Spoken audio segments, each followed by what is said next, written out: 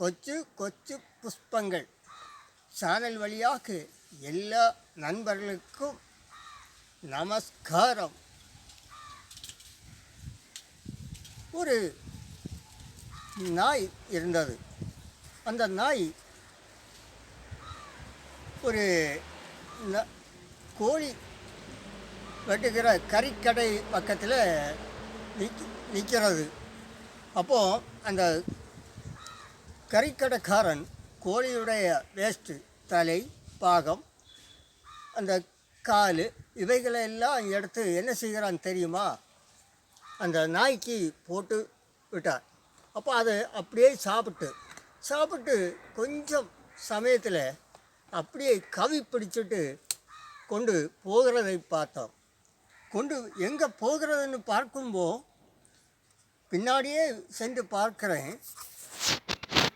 அங்கே ஒரு 7-8 குட்டி நாய்கள் இருக்கிறது.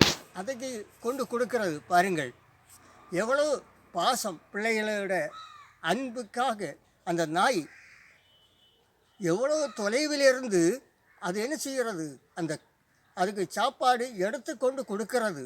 கொடுத்து சாப்பிட்டு மறுபடியும் போய் எடுத்துட்டு வருகிறது.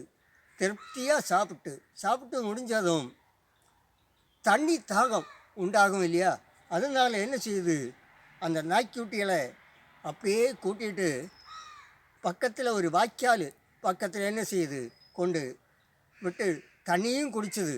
தண்ணி குடிச்சிட்டு மறுபடி அந்த குட்டிகளையெல்லாம் பத்திரமாக இருந்த ஸ்தலத்தில், அந்த இடத்துல தான் கொண்டு விட்டது. அங்கே படுத்து தூங்குது. பாருங்கள், இப்படி தான் நம்முடைய அப்பா அம்மா என்ன செய்கிறார், நம்முடைய பிள்ளைகளை எல்லாம் பாதுகாக்கிறார்கள். எவ்வளோ தொலைவில் போய் வேலை செய்து என்ன செய்கிறார்கள், நமக்காக அவர்கள் பாடுபட்டு கஷ்டப்பட்டு நம்மளை வளர்த்துகிறார்கள். வளர்த்தின பிறகு என்ன செய்கிறோம், அப்பா அம்மாவை கேள்வி கேட்குறோம்.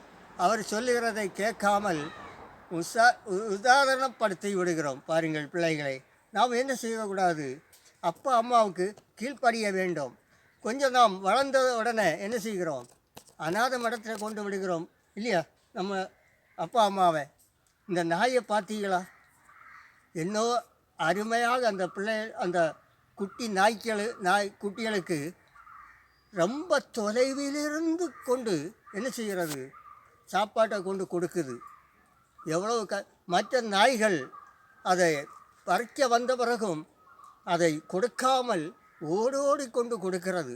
இப்படி தான் நம்முடைய அப்பா அம்மாவும் கஷ்டப்பட்டு என்ன செய்கிறார், நம்மளை வளர்த்தி படிக்க வச்சு வேலையும் வாங்கி கொடுக்கிறார். ஆனால் நாம் என்ன செய்கிறோம், அதை மறந்து விடுகிறோம்.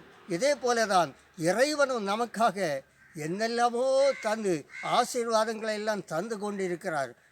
இறைவனையும் நாம் மறந்து விடுகிறோம்.